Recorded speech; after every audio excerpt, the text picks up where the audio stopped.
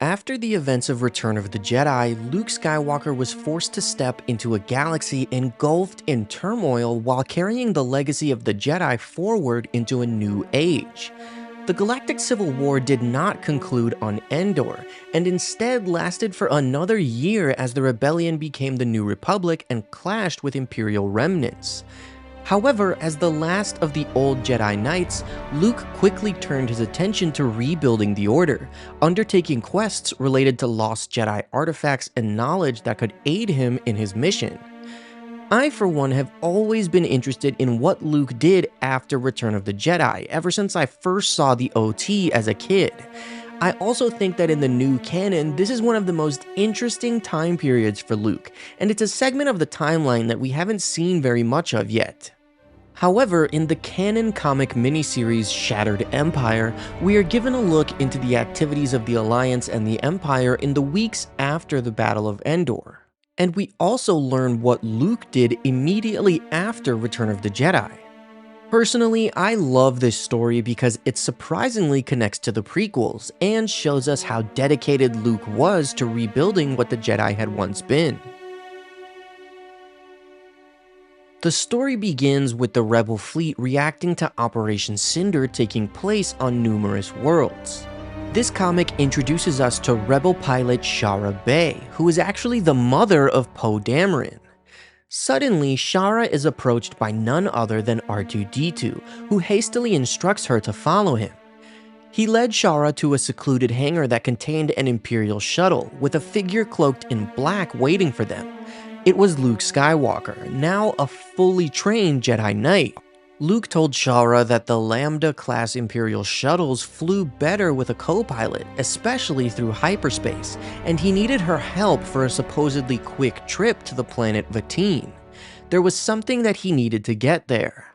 Shara replied that she knew who he was, as did every pilot in the Alliance, and Luke realized that they had briefly met before. During the Battle of Endor, Shara had almost attacked Luke when he escaped the Death Star in an Imperial shuttle, and she had recently flown with Leia to a mission on Naboo. Together, Shara and Luke, along with R2, embarked on their mission to Vatine. Shara was disguised in an Imperial officer's uniform and was told to impersonate a woman named Commander Alicia Beck in order to get them into the Imperial base. When Shara asked why they were going to Vatine, Luke replied that inside the lab of the base, there was something the Emperor stole a long time ago, and they were going to take it back. Luke explained that the Alliance had obtained Commander Beck's clearance codes during a recent battle, which should get them through the door. As they arrived at the base on Vatine, the clearance codes worked, and Shara pretended that she was there to inspect the security of the lab, while Luke posed as her bodyguard. The commandant of the base led them deep inside until they reached the highly secure lab that only he and the Emperor himself had access to. Inside the vault, they came across two small trees suspended in force fields, and suddenly Luke and Shara were surrounded by stormtroopers. The commandant remarked that they should have done their research, since the commander that Shara was impersonating was missing her left eye. He revealed that he had only allowed them inside the lab out of curiosity over what the small trees were. He wondered what made the trees so special that two rebels would try to bluff their way into the base to steal them. Luke replied that the two small trees were all that remained of the tree that once stood inside the Jedi Temple on Coruscant. The Unity tree that he's referring to has been seen in the Clone Wars and Tales of the Jedi. It was a tree that was very strong in the Force and was meaningful to the Jedi Order. The Commandant replied that the Force was meaningless and the Jedi were extinct, but Luke said that he was wrong and burst into action. Pushing the Imperials away with the Force, Luke instructed Shara to grab the trees as he ignited his lightsaber and began deflecting blaster bolts. R2 worked to deactivate the force fields, and Luke told Shara not to let the trees fall since they were very fragile. Shara was able to grab the trees, and Luke told her to stay close as they made their escape. They encountered a rotary cannon in the hallway leading to the exit, which Luke was able to manipulate with the Force before cutting down the troopers who had been operating it. As they reached the hangar and attempted to board their shuttle, a squad of stormtroopers threw multiple thermal detonators at them in an attempt to block their escape. Easily, Luke caught them with the Force and threw the detonators back at the Commandant and the troopers, saying that was probably the last mistake they would ever make. Luke stood in front of the large explosion with his lightsaber still ignited, before telling Shara that they were done and boarding the shuttle. Shara, still holding the two small Force trees, seemed stunned by Luke's power. As they made their way through hyperspace back to the Rebel fleet, Luke said that he had overheard Shara talking about attempting to get out of service with the Alliance, and he advised her to proceed. She wanted to be with her son Poe, and Luke said that the rebels had been fighting for that very future. He said that he didn't expect there to be two trees in the lab, so while he was keeping one, he gave the second to Shara and her family. Later, Shara and her husband Kez Dameron planted the Force tree at the Rebel base on Yavin 4. Like I said before, I just really love this story because I like anything that connects the OT to the prequels. I think it's important to show Luke acknowledging different things from the prequels and the old Jedi Order, and to see him interact with and talk about the old Jedi Temple and the trees and stuff is very powerful to me. It's something that I really enjoy. That's something that I definitely hope to see more of, is stories like this that connect the OT and the ST era to the prequel trilogy. And like I said, I think that this is one of the most interesting eras in the timeline, but we don't really get to see very much of what happened between Return of the Jedi and The Force Awakens. Obviously, there's tons of Legends books about Luke's adventures, which I love, but I'd really like to see that explored a lot more in canon, because we haven't seen it very much. We know that he builds the Jedi Academy, and we've seen his mission in Battlefront 2, and also a little bit in the Rise of Kylo Ren comic, but aside from Shadow of the Sith, the book that takes place a few years before The Force Awakens, we don't really know much about Luke's adventures when he's rebuilding the Order and searching for Jedi artifacts and hunting down different knowledge and things that were lost during the Empire's reign, and that's definitely something that I'd like to see more of. I think this story from Shattered Empire is just a great way to kind of connect to the prequel era and just show the respect that Luke had when he's trying to recover what was left of this tree. I assume that he eventually planted the small tree on Ossus at his Jedi Academy, even though it wasn't built for a few more years after Return of the Jedi. And I guess that means that the tree probably grew for the next 20 years and then burned down when Kylo Ren destroyed the temple. But either way, I still really like this story. I hope that you guys enjoyed it and enjoyed this video. Thank you so much for watching. Make sure to like and subscribe if you did enjoy it. And as always, may the Force be with you. Raised in hiding and ignorant of his true heritage and the history of his family, Luke Skywalker still knew very little about his father after the events of Return of the Jedi. While Luke didn't blame Anakin for his actions during his time as Darth Vader, Leia did, and Luke wished that she could see things as he did. Although he attempted to discuss Anakin with Leia several times and expressed his desire to learn about his father's past, Leia refused. The story of Luke investigating Anakin's origins and the history of his family is told in the Legends book A New Hope: The Life of Luke Skywalker. Luke explained to Leia that he felt compelled to learn about Anakin's life, so that he could understand how he became the man he was, and how certain circumstances of Anakin's life might have affected his decisions. Luke knew that he couldn't learn from his father's mistakes if he didn't know what they were, and by learning about the past, he would be better prepared for the future. Luke took to researching the HoloNet for any and all data about the Jedi Order. Unfortunately, most of the information he found was merely old Imperial propaganda. The Empire's leaders still claimed that the Jedi Knights who had served the Republic during the Clone Wars had been secretly plotting to overthrow the Republic and conquer the galaxy. Luke knew that the data was lies, and that it was the Emperor who had manipulated events to bring down the Jedi Order and fulfill his own ambitions. Luke didn't expect to find any data about Obi-Wan, Yoda, or Anakin. He'd searched the HoloNet before and had only come up empty. However, this time he found something. Luke could hardly believe his eyes when he discovered his father's name in an article that was recently posted by a former pod racer named Clegg Holdfast. Although pod racing remained illegal throughout the galaxy, the destruction of the second Death Star had apparently emboldened Holdfast to write about the outlawed sport. Holdfast's article was a history of the Boonta Eve Classic, a once famous pod race competition that had been held annually at the Mos Espa Arena on Tatooine. The article provided a list of Boonta winners and other participants. According to the data, Anakin Skywalker's victory had occurred 36 years earlier. Luke studied the article with amazement. After the conflicting accounts he'd heard from his uncle and aunt as well as Obi-Wan, he'd begun to wonder whether his father had ever been on Tatooine at all. Now it appeared he had proof. He navigated through the article and found a holographic image and schematics of Anakin's pod racer. Unfortunately, Holdfast had not provided any images of Anakin himself. Luke scanned through the article, learning that the Mos Espa Arena had become a track for swoop bike races and 2 veteran pilots of the Boonta were currently employed as mechanics. Luke decided right then that he was overdue for a vacation. As he returned to his homeworld of Tatooine, Luke remembered how he had told Obi-Wan that he would never return, yet he had several times. He landed his X-Wing on the roof of the Mos Espa Grand Arena, and he made his way to the 2 mechanics he was looking for, Odi Mandrell and Teemto Pagales.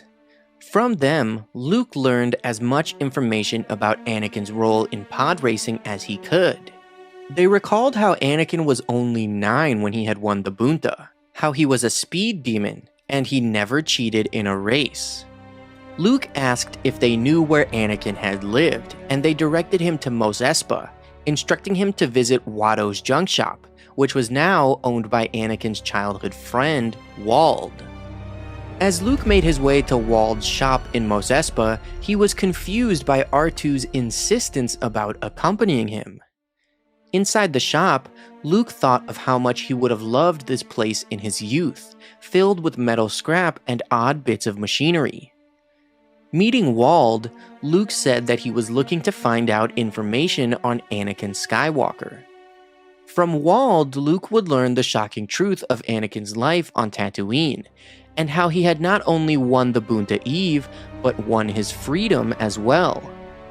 Wald told Luke how Anakin and his mother Shmi were once Watto's slaves, and how Anakin had left Tatooine with a Jedi Knight.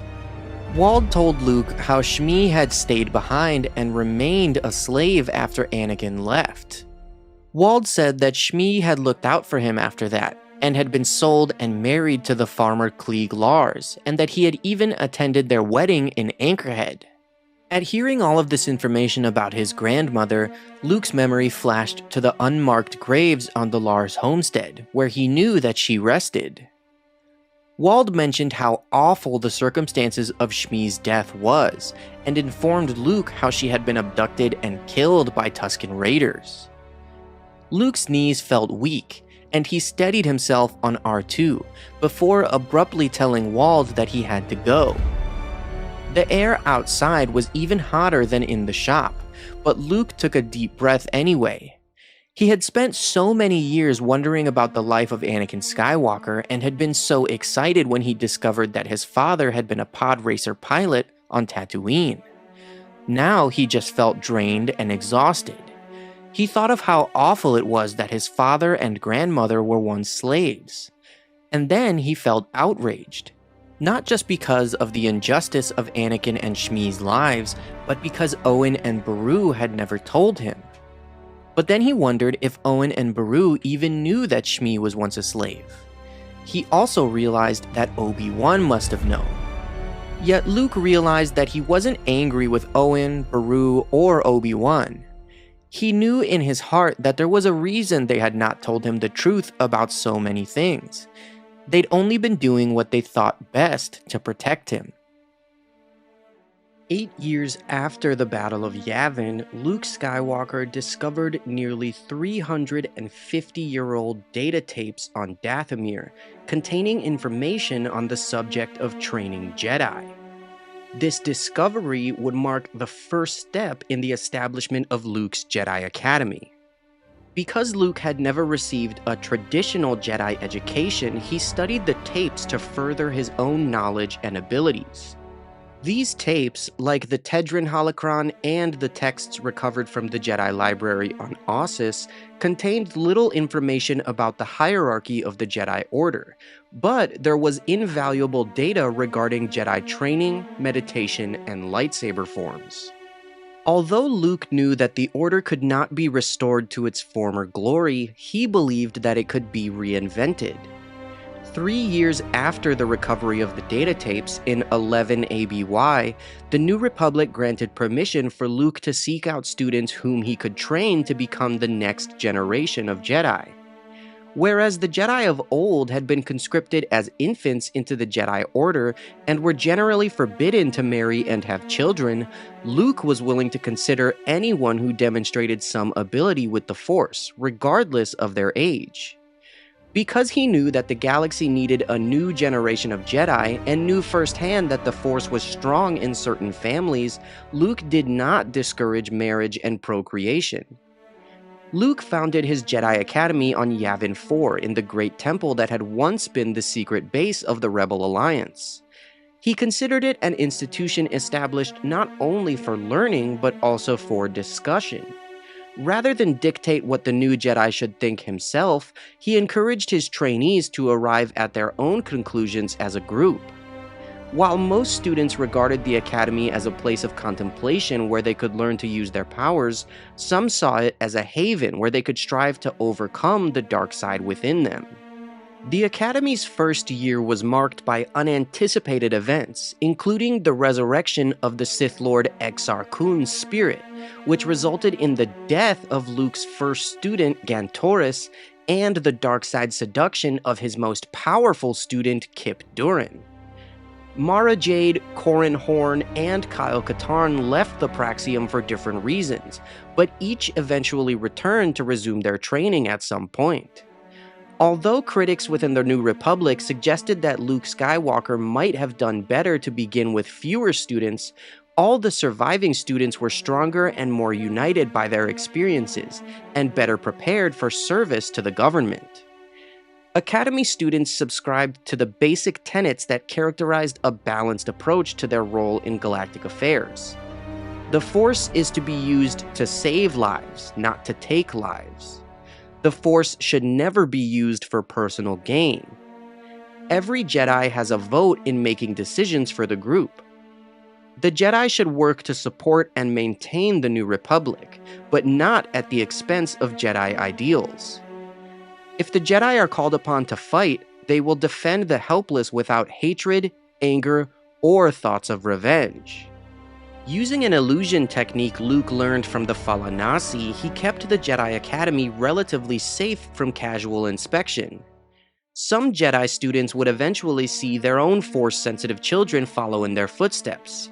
These offspring included the twins Jaina and Jacen Solo and their younger brother Anakin, and Ben Skywalker, the son of Luke and Mara Jade Skywalker. In the years following the end of the Galactic Civil War, Luke Skywalker devoted himself to his quest of rebuilding the Jedi Order. To do so, Luke had to start from essentially nothing. After recovering a star compass from the Emperor's vault on Pilio, which mapped a network of Jedi temples across the galaxy, Luke spent years exploring these abandoned outposts, amassing a large collection of holocrons, books, and other relics. It was during a mission to a Jedi outpost on Elphrona in 19 ABY that Luke and his Padawan and nephew Ben Solo first encountered the Knights of Ren. This story is told in the Canon comic miniseries The Rise of Kylo Ren. Aided by his friend Lor San Tekka, who believed the outpost could be from the High Republic era, Luke hoped to recover valuable artifacts that would increase his knowledge of the old Jedi Order. Inside, among the massive statues that guarded the entrance, Luke recalled how he had once found a lightsaber in a similar outpost on Tempest, which turned out to be a trap that nearly killed him.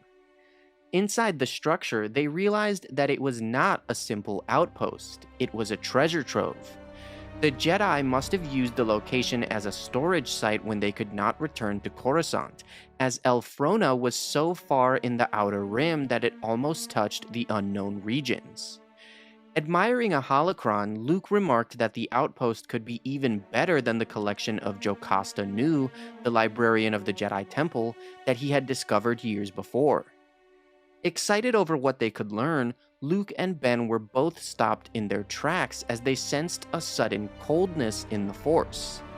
They were then confronted by 7 unknown assailants, and their leader announced that everything within the outpost belonged to them. Calmly, Luke remarked that he was wrong. Luke stated that since it was a Jedi outpost belonging to the Jedi Order, everything within it belonged to him, the last Jedi. Luke said that even if he had no claim to the Jedi relics, he would not allow the intruders to take them, as he could sense the dark side within all of them. Thus, the only thing they would be leaving with was their lives. When their leader called Luke a fool, Ben interjected that he was the Jedi Master Luke Skywalker, a legend. At this, the leader introduced himself as Ren, and his men as the Knights of Ren, igniting a red lightsaber. Luke instructed Ben and Lor to stay back, igniting his own saber and assuming a ready stance. When Ben expressed his concern at Luke fighting 7 enemies, Luke replied that he would be just fine. The 6 knights attacked simultaneously as Ben screamed, yet Luke swiftly leapt into battle. The knights yelled that he was only one man, and Luke replied that while he was one man, he was not alone. The Force was his ally. Easily maneuvering around the knights and pushing them away with the Force, Luke made sure not to kill them. Blocking their blaster bolts with his saber, Luke noted that they were clumsy and untrained, wielding the dark side like a hammer. But he added that the light side was a blade, and so was he, as Ben and Lor watched Luke's masterful skill in awe. With some of the knights still incapacitated, Ren claimed that the fight was not over, as they still had the numbers, which prompted Luke to remove and crush their weapons with the Force. Ren remarked that it was up to him and his red lightsaber, yet he decided to leave with his knights instead of continuing the fight. Before they left, Ren repeated how Luke said he could sense the shadow of the dark side in all of them, and asked if Luke knew that his apprentice had it as well. Ren said that he could feel the powerful darkness within Ben. Luke ignored his words and repeated that it was time for them to leave, yet Ren continued speaking to Ben, and he tossed his helmet at Ben's feet, telling him to contact the Knights of Ren if he ever wanted to try something different and learn about the dark side. For years, Luke Skywalker had come to terms with his father's dark past as the Sith Lord Darth Vader, choosing to forgive him for the atrocities he had committed. It was Luke's love for Anakin and his faith that there was still good within Darth Vader that had brought about his redemption and the destruction of the Sith. However, while Luke was aware that his father had helped the Emperor destroy the Jedi Knights, he didn't know the full story or specific details until decades later. During the events of the Legends Dark Nest trilogy, R2-D2 revealed footage of Operation Nightfall to Luke, showing Vader's attack on the Jedi Temple in its full brutality. R2 emitted a long, descending whistle, and the hologram of a large, fountain-filled chamber appeared on the floor in front of Han. The viewing angle was from high in one corner, where a security cam might be mounted, and the only movement in the room was the water falling from the fountains. C-3PO protested that R2 couldn't possibly have recorded this footage, since it was obviously from a security feed, and R2 replied that he had stolen the file just before he and Anakin had left for Mustafar. The droid told 3PO and Luke that the recording was of a room in the old Jedi Temple, and Luke recognized it as the Room of 1,000 Fountains, which he had read about in old records. The hologram continued to show the empty room, and Han began to think that the little droid had found one more clever way to keep secrets. Given the effect that secret was likely to have on Luke, Han almost hoped that the droid had. But R2-D2's acoustic signaler began to emit the tiny sound of recorded blaster fire. Stray dashes of blue began to streak through the hologram, blowing fountains apart, burning holes in the walls, vanishing into the heights of the vaulted ceiling. Dozens of children, dressed in simple Jedi robes and wearing a single braid on the sides of their heads, began to retreat into the room. The youngest, those under 6 or 7, simply tried to run or find a place to hide. The older ones were attempting to fight, using the Force to hurl benches and pieces of broken fountain at their attackers. Some were firing captured blaster rifles, while a few were trying to use their lightsabers to ricochet bolts at their unseen enemy. For the most part, they failed miserably but bravely, deflecting half a dozen or a dozen attacks before one sneaked through and knocked them off their feet. The teenagers came next, backing into the room with their lightsabers whirling, weaving a wall of flashing energy before a column of advancing infantry. Dressed in what appeared to be early stormtrooper armor, the soldiers assaulted ruthlessly, cutting down fleeing 4-year-olds with the same brutal efficiency with which they slaughtered the older Padawans. Han recognized the soldiers as clone troopers. An older Jedi with stooped shoulders and a gnarled face backed into view, anchoring the line of teenage defenders, his lightsaber sending bolt after bolt back at the attackers, lashing out to cut down one trooper after another. A pair of Padawans stepped in to support his flanks, and the entire line stopped falling back, the lightsabers of the young Jedi weaving an impenetrable wall of energy that, for a few short moments, allowed nothing past, not a blaster bolt, nor a clone trooper, nor even a stray glance. Suddenly, a blue lightsaber appeared at the edge of the hologram, beating down the defense of the first Padawan and slashing through his torso, then slipping past the guard of the other one and cutting him down as well. The caped figure wielding the blue blade began to carry the attack to the stoop-shouldered Jedi Master. The two stood battling toe-to-toe for only an instant before the caped figure slipped a strike and brought his own blade down on the defender's shoulder, cleaving him deep into the torso.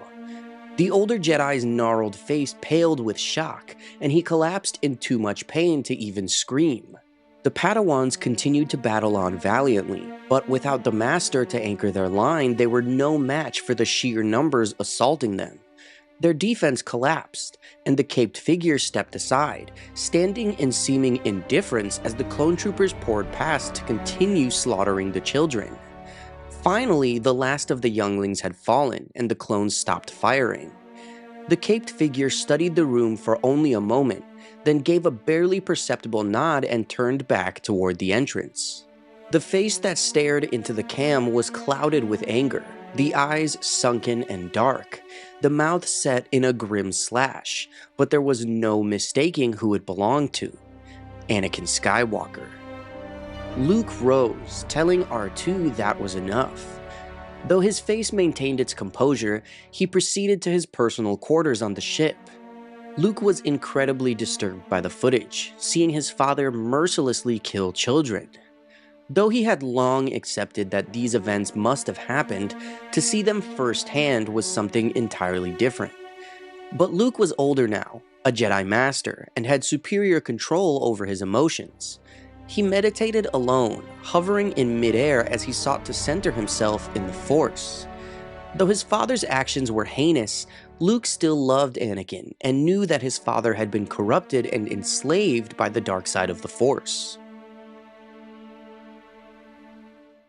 So, this story is crazy. Full disclosure, I did not read the full Dark Nest trilogy, Someone just told me in a comment that R2 showed Luke footage of Order 66, so I researched where that happened and then I bought that one book. I think it's the second book of the Darkness trilogy. It has like Leia on the cover. And I skimmed through and I read those passages because I wanted to make this video, and maybe, I'll get around to reading the Darkness trilogy, but that's really far down in the EU timeline, and I only finished the Jedi Academy trilogy. I haven't even gotten to New Jedi Order yet. I feel like a very interesting aspect of the Star Wars story is Luke learning about the stuff that happened with Anakin in the prequels and in the past and stuff. I have a video on my channel about Luke learning about the Mustafar duel and his thoughts about Obi-Wan leaving Anakin to die, and that's like the biggest video I've ever done. Thank you to everyone who's watched that video. I really appreciate it. It's insane to see how many views it got, and I'm not trying to brag or anything. I'm just saying those are really interesting stories, and to know that Luke actually saw footage of Anakin killing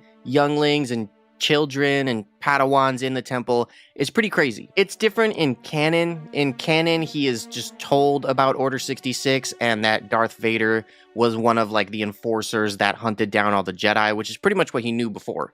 But in Legends, Luke actually saw like full footage of Anakin killing children. And I think what's really interesting about that is, Luke forgave his father and believed that there was still good in him and that he could redeem him and everything. So it's like, if Luke learned all of this information, would he still forgive Anakin? Would he still feel the same way about his father? Luke, knowing everything that Anakin did, even though he probably accepted it, seeing the footage is a lot different. And that's why this story is very interesting, just to get a quick glimpse into Luke's thoughts on Order 66. Also, when he's a much older Jedi, he's a master, he's in better control of his emotions. I think if he saw the footage, like right after Return of the Jedi, he probably would have had a very different reaction to it. But thank you guys so much for watching this video. Make sure to like and subscribe if you enjoyed it, and may the Force be with you. In the years following the defeat of the Galactic Empire, Luke Skywalker embarked upon his quest to rebuild the Jedi Order, traversing the galaxy to recover lost Jedi texts and artifacts as he searched for his first students. By 21 ABY, Luke had established his own temple on the planet Ossus, with many students under his care. Yet, a sudden darkness emerged as Luke was plagued by visions of a shadowy world filled with lightning, leading Luke on a mission to uncover the truth of a dark disturbance in the Force. In the canon novel Shadow of the Sith, Luke uncovered the secrets of the hidden planet Exegol, and he learned of the Sith wayfinders that led there. Searching for answers, Luke visited an archaeological dig on the planet Yoturba with his friend Lor San Tekka. There, they had discovered not only what remained of a crushed Sith holocron, but many shards of a large kyber crystal that had been bled.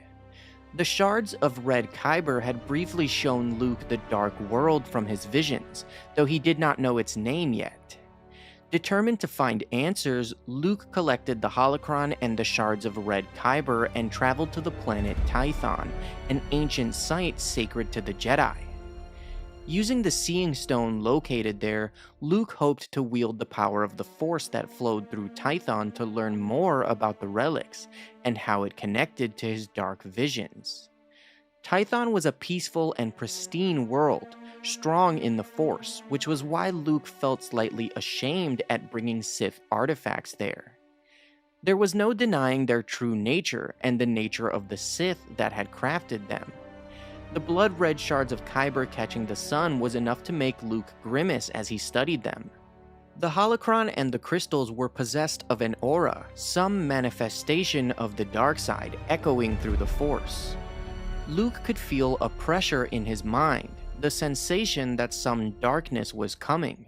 So he perched himself atop the Seeing Stone with the holocron, the crystals, his ancient Jedi texts and notes, and got to work. As the day progressed, Luke studied and consulted countless stories and legends from the texts, seeking to understand the nature of his visions, to identify the place he saw in them, and to learn how these connected with the holocron and the crystals. It was actually the holocron that had led to the most interesting discoveries. Luke was very familiar with Sith holocrons and their Jedi counterparts. He had found and studied several over the years, yet he noticed something unusual in one of the books. The diagram in the book showed a four-sided object, a true pyramid, unlike the three-sided holocrons he had seen before. The object described in the ancient book was referred to as a wayfinder, an ancient Sith device used for navigation. Luke thought that seemed strange, but the similarities between a wayfinder and a holocron were striking. He assumed that since holocrons could hold multitudes of different data, perhaps wayfinders too could hold not just coordinates and star charts, but entire routes and networks, paths leading to uncharted regions or hidden parts of space, or to one place in particular. As Luke read on, he learned that there were only ever two wayfinders in existence, the path they contained too secret and dangerous for any but a Sith Lord and their apprentice to know. The path to the hidden world of the Sith, a place of power and eternal life. Exegol. Luke hadn't heard that name before, and R2 confirmed that it did not exist on any star chart. His mind began to race. Was Exegol truly a hidden world of the Sith? Was it real or simply a myth? So much of the lore surrounding the Sith that Luke had been able to gather seemed obscure, as they attempted to hide their machinations across the ages. Yet Luke assumed that Exegol was real, and the Sith Wayfinder must show the path to the planet. But he wondered if the Sith could truly hide an entire planet, perhaps in the unknown regions, being largely uncharted. He thought Exegol might be hidden by a barrier like the core of a nebula or the gravitational lensing of a binary star. If Exegol did exist, as he assumed it did, that also meant that the Sith could be out there. But he told himself that the Sith were dead, their order extinct, destroyed with Palpatine and Vader on the second Death Star. Yet doubt crept into Luke's mind, forcing him to wonder if that was really the truth, or simply what he chose to believe. In the expanded universe, now called Legends, Luke Skywalker eventually turned to the dark side and became the apprentice of the reborn Emperor Palpatine, just a few years after Return of the Jedi. This story is told in Dark Empire, which I'll admit isn't my favorite. Many argue that Luke in Dark Empire is completely out of character, and I would agree for the most part.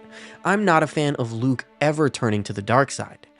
However, I do enjoy how the events of Dark Empire evolve Luke's character going into other books in the expanded universe, specifically the Jedi Academy trilogy that takes place a year later in 11 ABY.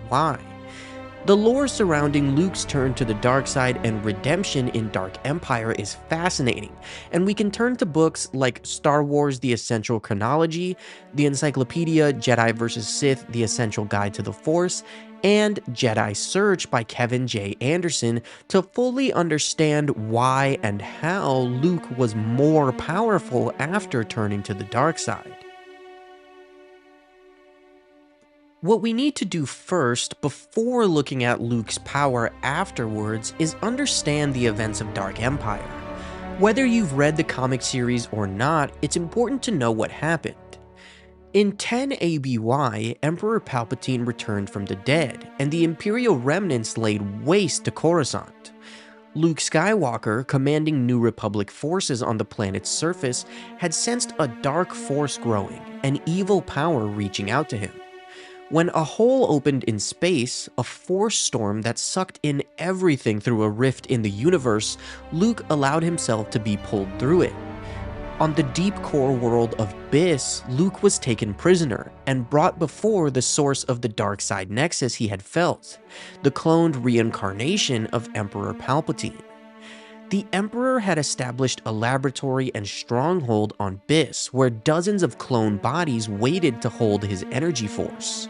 Restored to physical life by ancient Sith secrets, the Emperor quietly rebuilt his forces, preparing a massive blow against all who would oppose him.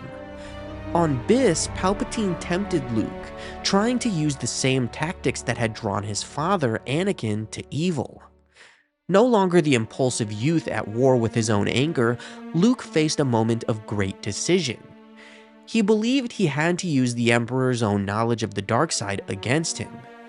Thinking he could be stronger than his father, believing he could trick Palpatine and destroy the dark side from within, Luke agreed to join him and become his apprentice. Although Luke eventually attempted to sabotage Palpatine's plans even as the dark side's hold on him tightened by destroying all but one of Palpatine's clone bodies in the laboratory, the Emperor was able to transfer his consciousness into the final remaining clone and defeated Luke in a lightsaber duel. It would take Leia's power in the Force to finally redeem Luke, and the Skywalker twins turned on Palpatine, believing they defeated him for good. Luke, now redeemed and returned to the light side of the Force, believed that it was time for the Jedi Knights to return to the galaxy. Sometime later, Luke would record in his own words that he had chosen to learn the ways of the dark side in the hopes of understanding why his father had walked that path. He felt that he needed to know what drove Anakin to become Darth Vader willingly. Now, the book Jedi Search, which is the first in the Jedi Academy trilogy, delves into how the effects of the dark side changed Luke and made him more powerful.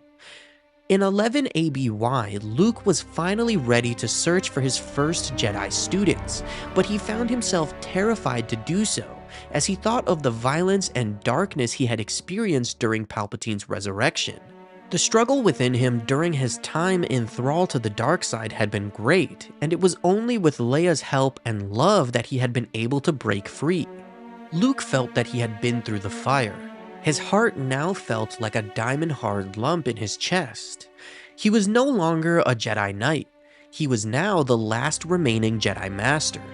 He had survived tests and challenges more immense than his training had ever prepared him for.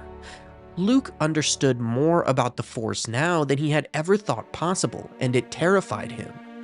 After learning the ways of the dark side, he knew of the full powers of the Force, both sides of it, and he was stronger than ever before, which was why he now granted himself the rank of Jedi Master. So, as I said before, Dark Empire is not my favorite. I've read the first one, Dark Empire, twice. I've read Dark Empire 2 and Empire's End once, and they're not my favorite. I think they're pretty weird stories, and you guys will probably know if you've watched my videos before that Luke is my favorite character ever. He is my hero and my favorite character in Star Wars, and I don't really like him turning to the dark side at all in any shape or form. Part of Luke's character is his ability to resist the dark side like he does in Return of the Jedi, and always remain optimistic and hopeful. However, I do enjoy how it's portrayed that he wanted to understand Anakin and Darth Vader, and he felt that he could destroy the dark side from within. I think that's pretty cool, and it is inevitable for the dark side to corrupt him once he lets it in, so I get that, and I accept the events of Dark Empire and the Legends continuity, but I also really enjoy how they influence Luke in the rest of the expanded universe, specifically how Dark Empire sets him up for the Jedi Academy trilogy. That is one of my favorite details. The Jedi Academy trilogy is probably my favorite trilogy in Legends. I think it's fantastic, and I think Dark Empire really set it up well. I do like the idea of Luke learning the ways of the dark side and then returning to the light side and being more powerful than he ever was. While that may kind of sound ridiculous because the dark side is not stronger than the light, it does make sense to understand both sides of the Force and then become an even more powerful Force user. I feel like that's kind of treading on gray Jedi territory, which we know doesn't exist, but I feel like it makes sense when you look into it. It kind of reminds me of how Palpatine explains to Anakin that in order to fully understand the Force, you can't just look at the narrow, dogmatic view of the Jedi, you need to understand both sides of it. And while you can't use the dark side and the light side simultaneously, that is not how it works. If you know about it and you have that knowledge, it can make you more powerful. This also reminds me of the Revan book, if you guys haven't read that in the Old Republic timeline. Basically, Revan was a Jedi, and then he became a Sith Lord, and then he got his memory wiped and became a Jedi again. But once he regained his full memories of being a Sith Lord, he was able to channel the Force into its purest form using both the light and the dark side, and he called himself Revan Reborn, and he was like the most powerful that he had ever been. So I don't really know if he was using the light and dark sides at the same time, but he used his knowledge of both sides since he had been both a Jedi and a Sith Lord, and he was incredibly powerful. And that's kind of how I interpret where Luke is standing at the beginning of the Jedi Academy trilogy. He grants himself the rank of Jedi Master, and he says that he understands more about the Force than he ever thought possible, and it's scary. I really enjoy that. I think that is fascinating, and that's why I wanted to make this video, to talk about that, to talk about why Luke was stronger after he had spent time on the dark side as Palpatine's apprentice. I just think that's really interesting, and I think it opens up possibilities to what we understand about the Force, at least in the Legends timeline. Anyway, I hope that you guys enjoyed this video. Let me know if you did in the comments, and if you did, make sure to like and subscribe. And as always, may the Force be with you. The Sith Lord Exar Kun's spirit was trapped for 4 millennia in the temples of Yavin 4, before it was briefly stirred by Luke Skywalker's arrival at the Rebel Alliance base. 11 years later, when Luke founded the Jedi Academy on Yavin 4, Exar Kun corrupted Luke's most powerful student, Kip Durin, and attempted to resurrect himself by draining power from Luke and the other Jedi trainees. Among the trainees were Streen, a former gas prospector, and Kirana T of Dathomir, who eventually became Jedi Masters and co-founded a new Jedi Praxium to train Dathomirian Force sensitives.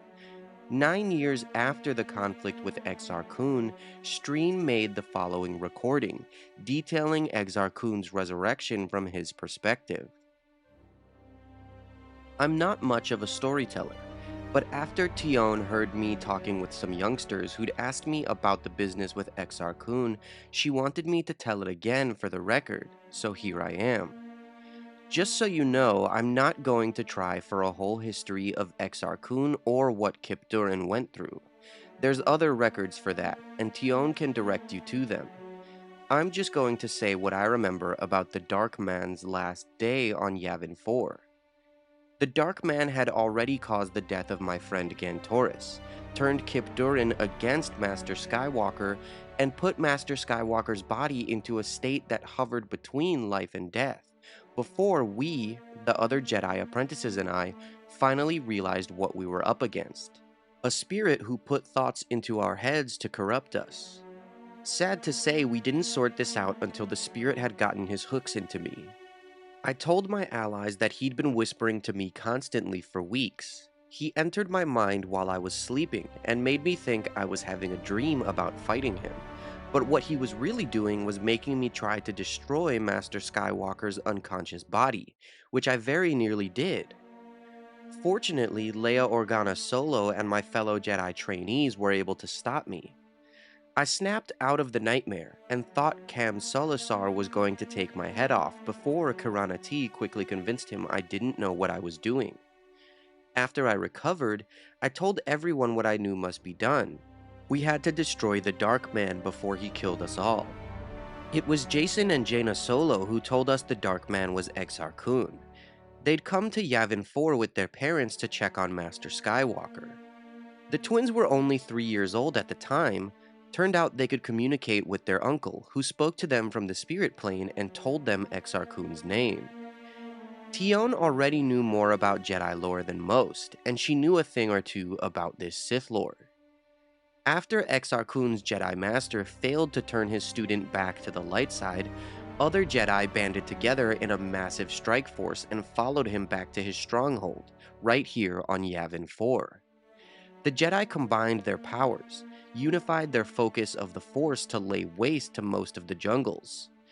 Exar Kun's body was obliterated, but he must have used some kind of Sith sorcery to preserve his spirit within the temples. I was entrusted with Master Skywalker's lightsaber and was guarding his body. He was laid out on a stone platform in the Grand Audience Chamber, when the Dark Man returned and appeared before me as a shadowy figure clad in dark padded armor. A pulsing tattoo of a black sun burned from his forehead. I told him I wouldn't do his bidding and activated the lightsaber. Exar Kun taunted me, and it was a struggle to resist the anger he wanted to bring out of me. In the years I'd spent as a prospector at Bespin, I'd come to believe that I wasn't very comfortable around people, but I felt empowered by the arrival of my fellow Jedi trainees. They'd been waiting for the right moment to enter the chamber and catch Exar Kun off guard. Present too were Jason and Jaina, who stayed close to Silgal's side. Exar Kun was not impressed by our numbers. He taunted us, even seemed confident he might defy us, but then another Jedi appeared. It was the spirit of Master Vodosiusk Boss, who said, "Together Jedi can overcome their weaknesses. Exar Kun, my student, you are finally defeated." Then another apparition appeared, that of Master Skywalker, whose physical body remained inert. His apparition said the way to extinguish a shadow is to increase the light. Kirana T had activated her lightsaber, and she and I crossed blades through the middle of Exar Kun's shadowy body. There was a great blaze of light, then darkness flooded out of Exar Kun. The Sith Lord screamed before he vanished forever. Then Vodosiusk Boss disappeared too. And Master Skywalker awakened. Soon he was fully recovered. It does not pain me to admit that I couldn't have defeated Exar Kun or rescued Master Skywalker on my own. Even Master Skywalker was vulnerable to that Sith fiend. Only proud or overly confident beings think they are completely able to take care of themselves without help. Pride and confidence can make a solid suit of armor, but such armor is weak compared to the power of the Force, especially if it isolates you from the Jedi. Remember the words of Vodosiusk Boss. Together, Jedi can overcome their weaknesses. During the Galactic Civil War, as Luke Skywalker trained to become a Jedi and topple the Galactic Empire, while also confronting the darkness within his father, Darth Vader, Luke faced the power of the dark side head-on. In the Legends continuity, these struggles became even worse for Luke in the years that followed, as the resurrected Emperor Palpatine briefly turned Luke to the dark side. Luke was eventually redeemed by Leia, and he came to understand the Force in ways he never thought possible. Not only was he more powerful than he had ever been, but he was wiser. In the Legends Encyclopedia, Jedi vs. Sith, The Essential Guide to the Force, there is a passage written by Luke where he gives his unique thoughts on the dark side of the Force and why he thought that it could never be defeated. During my training with my master, Yoda, on Dagobah, I had a vision of Leia, Han, and Chewbacca in a city in the clouds. They were in pain. Yoda told me it was the future I'd seen, and that if I left Dagobah, I might help my friends or possibly destroy all for which they had fought and suffered. I chose to leave against the advice of both Yoda and the spirit of Obi-Wan Kenobi, who told me I would be tempted by the dark side. Somehow, they sensed I would confront Darth Vader at Cloud City. Obi-Wan had told me that Vader killed my father, so I believed he thought I might be seeking revenge. I regret that I did not heed my master's cautions, that I took the situation personally and regarded it as something like a challenge.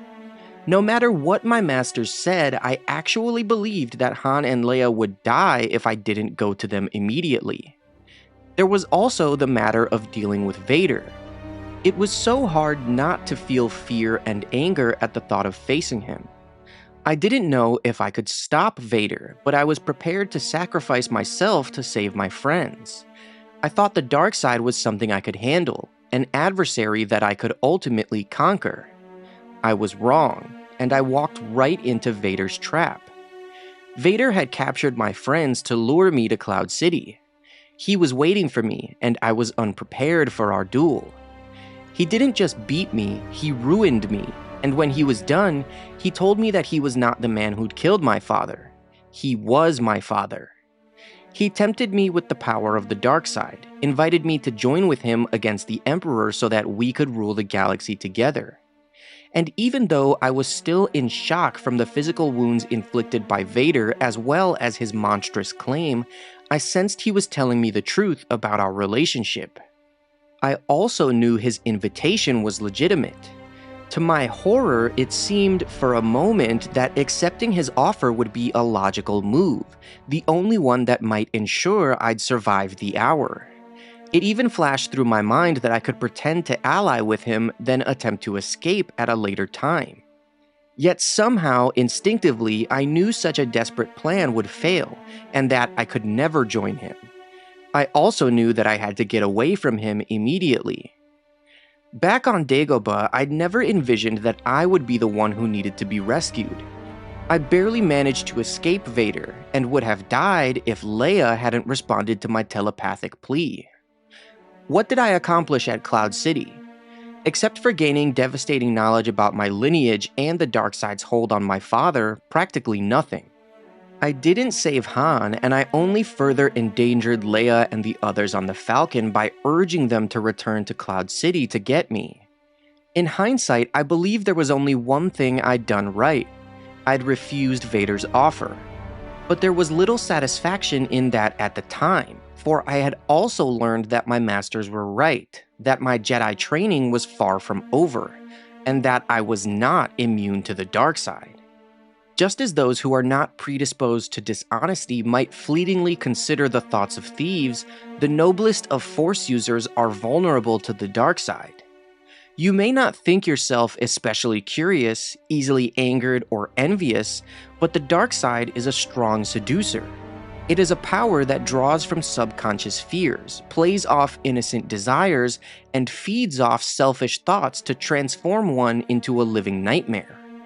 You will find at some point that the dark side will speak to you. It is seductive, offering you everything with little effort on your part, but you can identify it by your own emotions. If you use the knowledge of its presence for enlightenment to help others, it may be from the light side. But if you use it for your own advancement, out of anger or revenge, then the power is tainted. Don't use it. You will know when you are calm and passive. Master Yoda said that once you start down the dark path, it will forever dominate your destiny. And yet, during the time of Palpatine's return as a clone, I went over to the dark side. I did so for a variety of reasons, some of which seemed to make sense at the time, and many of which still cause me difficulty. But I had to do it. I had to know my father. I had to know why he chose the dark side. The powers of control and destruction weren't the only things I found in the dark side. I also found great isolation and sadness. I found fear. These are the feelings my father felt, the feelings even the Emperor felt in his moments of darkest triumph. What I experienced has given me an understanding of the dark side that is vital to the fight against it. More importantly, the love of my sister and my friends drew me back. It redeemed me. Even the foulest victim of the dark side can be redeemed. However, my experience also taught me that the dark side cannot be conquered, no more than the light side can be extinguished. You can fight the dark side and even have victories, but the battle itself can never really end. Learn from the lessons others have endured, so their strength can become your strength. Thank you guys for watching this video. Make sure to like and subscribe if you enjoyed it, and may the Force be with you.